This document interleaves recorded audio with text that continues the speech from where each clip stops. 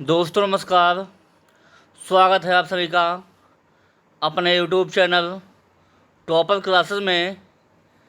देखेंगे हम आज जो आगामी सीटेट दिसंबर 2024 प्रस्तावित है, उसमें जो मैथ भाषा पूछी जानी है उसके कुछ महत्वपूर्ण सवालों को लेकर आया हूँ जो विगत वर्षों में पूछे गए हैं।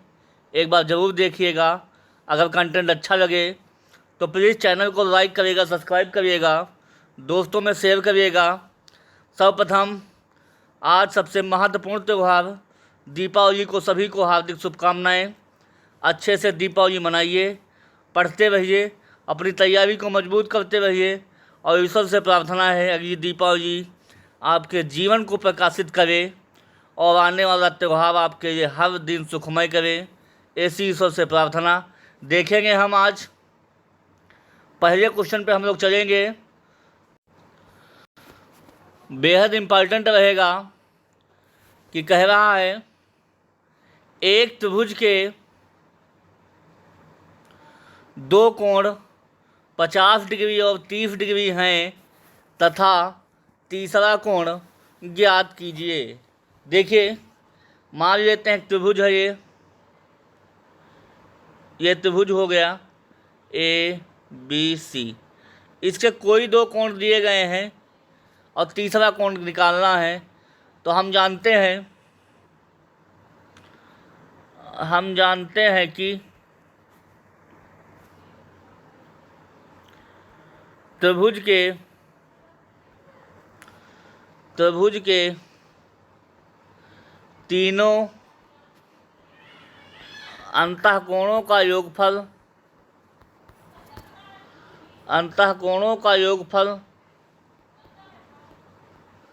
180 डिग्री होता है। ये कोटेशन आप लोग याद रखिएगा, परीक्षा में सवाल बनने की प्रबल संभावना रहेगी। नोट कर लीजिएगा। हम नेक्स्ट पेज पर चल रहे हैं कि त्रिभुज के तीनों अंतःकोणों का फल कितना होता है, 180 होता है। देखेंगे हम, तो हम लोग लिख लेंगे angle A angle B plus angle C equal to 180 degree. कोई दो एंगल डाल दीजिए, 50 degree plus 30 degree plus angle C equal to 180। Angle C को रोक दीजिए और 180 में तो कितना जाएगा, 80 जाएगा। तो कोण सी इक्वल टू कितना हो जाएगा, 100। 180 में से 80 जाएगा, कितना बचेगा, 100। तो तीसरा कोण कितना आ जाएगा, 100 डिग्री। ऑप्शन नंबर इसका चौथा सही जवाब हो जाएगा। समझ में दोस्तों आ गया होगा आप लोगों को। अगर मटेरियल अच्छा लगे तो प्लीज़ चैनल को लाइक करिएगा, सब्सक्राइब करिएगा, दोस्तों में शेयर करिएगा। अगला क्वेश्चन है 2.2/3 समकोण में डिग्रियों की संख्या है। देखिए, समकोण का मतलब होता है कितना होता है, 90 डिग्री। आप लोग याद रखिएगा, समकोण का मतलब होता है 90 डिग्री। ऐसे तो कैसा कितना है, 2.2/3। कहने का मतलब है 3 दूना 6 2 8/3। ये भिन्न में संख्या आ गई। इस समकोण में 8/3 समकोण में 8/3 गुणे में कितना हो जाएगा, 90। 3 एकम 3, 30 से 90 हो जाएगा। और 8 सिक्का कितना हो जाएगा, 240 डिग्री। समझ में आ गया होगा दोस्तों आप लोगों को। तो ऑप्शन नंबर इसका तीसरा 200 डिग्री 240 डिग्री इसका सही जवाब हो जाएगा। समझ में दोस्तों आ गया होगा आप लोगों को। अगले क्वेश्चन पे हम लोग चलते हैं, देखते हैं। अगला एक आपको पैटर्न दिया गया है, 1 है, उसके बाद 8 है, उसके बाद 27 है, उसके बाद 64 है, फिर 164 काट कर हम लोग 125 कर लीजिए, मिसप्रिंट हो गया है और डॉट डॉट डॉट्स के आगे है। तो एक कॉमन सेंस लगाइए, 1 8 27 64 कुछ आपका क्यूब बन रहा है, प्राकृतिक संख्याओं का क्यूब बन रहा है। देखेंगे हम लोग, 1 का क्यूब 1 होता है, 2 का क्यूब 8 होता है, 3 का क्यूब 27 होता है, 4 का क्यूब 64 होता है, 5 का क्यूब 125 होता है। उसके आगे 2 संख्याएं हो जाएंगी गुरुजी, 6 का क्यूब और 7 का क्यूब। देखिए 6 का क्यूब होता है 216 और 7 का क्यूब हो जाएगा 343। तो 216 और 343 का सही जवाब हो जाएगा ऑप्शन नंबर इसका चौथा सही जवाब हो जाएगा।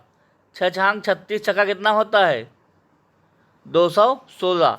ऑप्शन नंबर इसका चौथा विकल्प सही हो जाएगा। अगले क्वेश्चन पे हम लोग चलते हैं, देखते हैं। अगला क्वेश्चन बेहद इंपॉर्टेंट रहेगा, परीक्षा में आने की प्रबल संभावना रहेगी कि 12,000 प्लस 1,300 प्लस 210 बराबर है। इस 210 का मतलब हुआ है 2 गुना में 10 कितना हो जाएगा 20। तो देखेंगे हम लोग, पहले 12,000 दिया है तो 12,000 लिख लेते हैं, 1000 में 3 जीरो होते हैं। फिर 1,300 लिखा है, फिर 1,300 हम लोगों ने लिख लिया। फिर 210 मतलब 20 हो जाएगा। कितना हो जाएगा बोलिए 0 2 3 2 1 3 और 1। 13,320 इसका सही जवाब हो जाएगा। इसका चौथा विकल्प जो है सही हो जाएगा। अगले क्वेश्चन पे हम लोग चलते हैं, देखते हैं। अगला क्वेश्चन है कि 22 हेक्टोमीटर 8 डेकामीटर बराबर है। देखिए आप लोग, पैमाना आपको पता होना चाहिए कि 1 हेक्टोमीटर में 100 मीटर होते हैं। ये जनरली बात आप लोगों को छोटी क्लासों में सिखाया गया होगा, तो अब थोड़ी बहुत जानकारी आपको होना चाहिए। और 1 डेकामीटर में जो है 10 मीटर होते हैं। इसको हमको ट्रांसफ़र करके हमको ले आना है। क्या है मेरे पास 22 हेक्टोमीटर 8 डेकामीटर। हेक्टो डेका दोनों को हमको मीटर में चेंज करना है। तो हेक्टो को जानो 100 बार, 22 गुना में 100 हो जाएगा, प्लस 8 गुना में 10, तो 2200 हो जाएगा। और 8 10 80 हो जाएगा। तो कितना हो जाएगा 2280।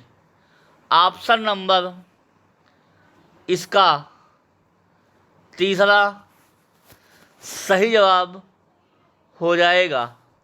समझ में दोस्तों आ गया होगा आप लोगों को। अगले क्वेश्चन पे हम लोग चलेंगे, देखेंगे कैसा है। अगला क्वेश्चन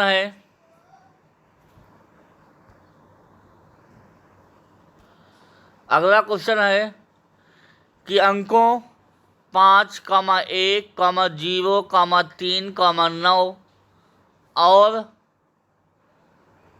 6 से बनी सबसे बड़ी संख्या और सबसे छोटी अंकों की संख्या का अंतर है। देखिए आपको सबसे बड़ी संख्या 6 अंकों की बनानी है, तो सबसे बड़ी संख्या ध्यान दीजिएगा गुरुजी, ऐसे क्वेश्चन सीटेट काफ़ी बार सवाल पूछता है। जो आपको अंक दिए गए उसमें सबसे बड़ा अंक कौन सा है 9, 9 से छोटा 6, 9 6 से छोटा 5, 5 से छोटा 3, 3 से छोटा 1, 1 से छोटा 0। तो निकल के आया 9,65,310 सबसे बड़ी संख्या। और सबसे छोटी संख्या क्या हो जाएगा, ध्यान दीजिए गुरुजी। देखिए सबसे छोटी संख्या का 0 लगा देंगे तो सब पहले, तो 1 का बाद में महत्व एक 0 पहले लगा देंगे तो महत्व चला जाएगा। तो 0 से 1 बड़ी लेंगे 1, फिर 0 लेंगे, फिर 3, फिर 5, फिर 6, फिर 9, आपस में घटा देंगे। अंतर बोल रहा है ना, 10 में से 9 जाएगा 1 बचेगा, 10 में से 6 जाएगा 4 बचेगा,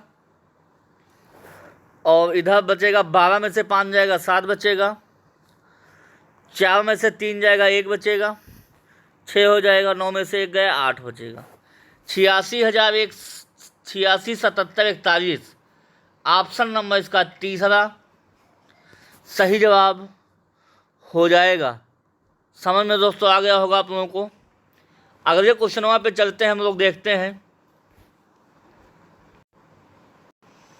अगला क्वेश्चन है कि एक अंडे का द्रव्यमान लगभग 65 ग्राम है, तो 2 दर्जन अंडों का द्रव्यमान कितना होगा। जनरली क्वेश्चन पूछा जाता है, ऐसे सीटेट काफ़ी बार सवाल बनाया है, बनाने की प्रबल संभावना अगली बार रहेगी कि 2 दर्जन में कितनी वस्तुएं हो जाएंगी, 24। एक अंडा जब 65 ग्राम का है तो 24 अंडे का वजन पूछ रहा है, तो 65 और गुणा में 24, 5 चक्कू 20 का 0, 2 हाथ से 6 चौक 24, 2 26 हो जाएगा।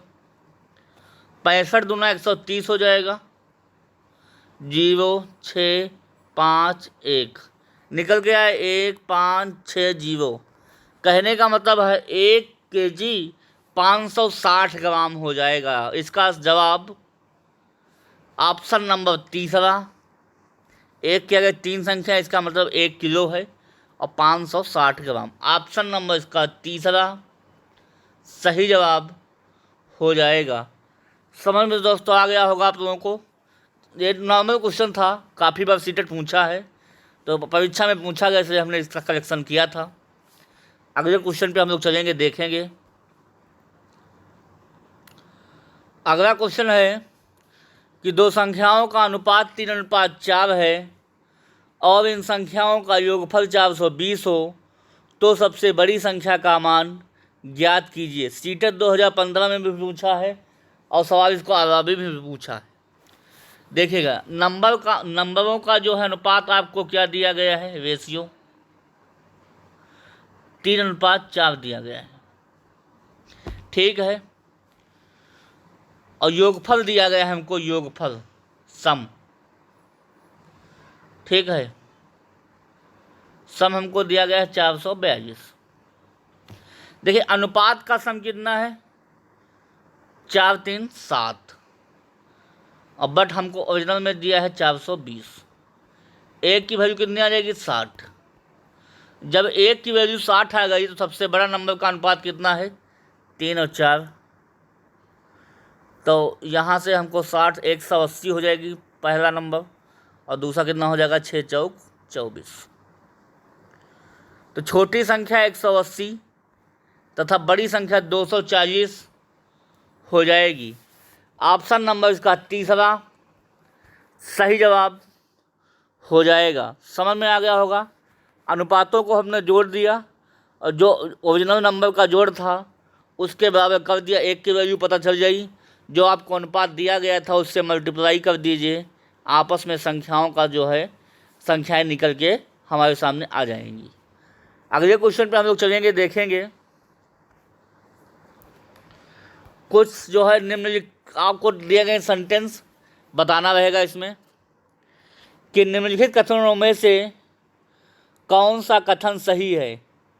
पहला है कि एक अभाज्य संख्या है, दूसरा है 1 एक भाज्य संख्या है, तीसरा है 1 दोनों है, एक भाज्य और तथा एक अभाज्य, तीसरा है एक ना तो अभाज्य है और ना ही भाज्य है।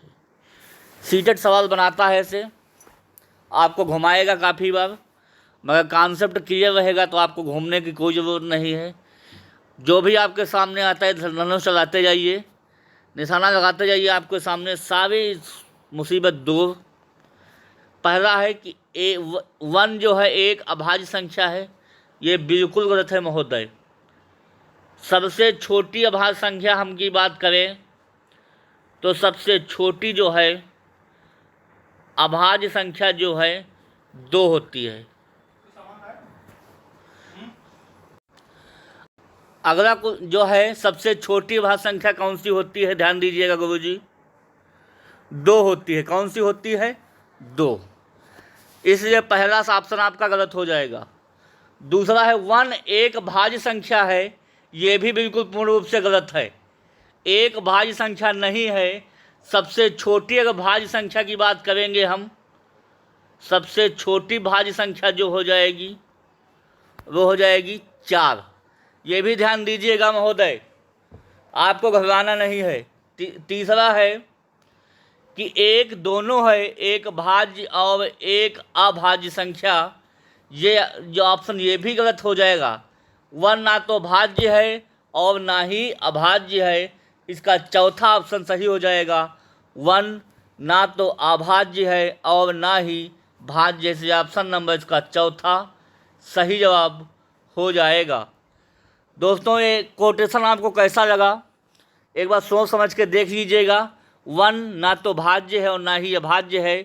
सबसे छोटी अभाज्य संख्या 2 होती है तथा सबसे बड़ी अभाज्य संख्या कितनी होती है? 4 होती है। अगले क्वेश्चन पे हम लोग चलेंगे। अगला क्वेश्चन है ए की आय बी की आय से 25% अधिक है, तो बताइए बी की आय ए की आय से कितनी कम है। ध्यान दीजिए गुरुजी कैसे बनाएंगे सवाल को। सीटेट जो सब काफ़ी बार सवाल पेंडिंग में है, पूछने की प्रबल संभावना रहेगी इस बार भी। मान लेते हैं कि ए की आय बी की आय से 25% अधिक है। मान लेते हैं बी की इनकम 100 रुपये है। कितनी है महोदय? 100 रुपये। बी की आय से 25% अधिक है। बी 100 रुपये कमा रहा है तो ए कितने रुपये कमाएगा? 25% इसको अधिक कमा रहा है, 125 रुपये कमाएगा। ए जब 125 रुपये कमा रहा होगा तो बताइए बी की आय ए की आय से कितनी कम है। देखिए अब हमारे पास बी कम कमा रहा है, तो बी जो है ए से कितना कम कमा रहा है? 25 रुपये। ध्यान दीजिए गुरुजी, कितने में से कम कमा रहा है? 125 में से, और चूँकि परसेंटेज में निकालना है इसलिए गुणा में 100 हो जाएगा। 25 से कम 25, 25 पंचे 125, 5 एक कम 5 और 20 पंचे 100।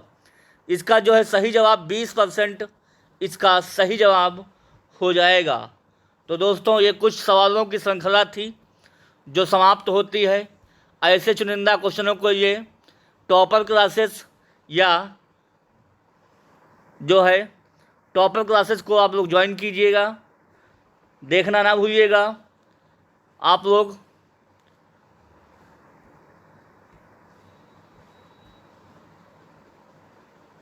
तो दोस्तों क्लास समाप्त होती है, फिर अगली क्लास में मिलेंगे। तब तक के लिए धन्यवाद। Okay, thank you. सभी लोगों को हैप्पी दीपावली।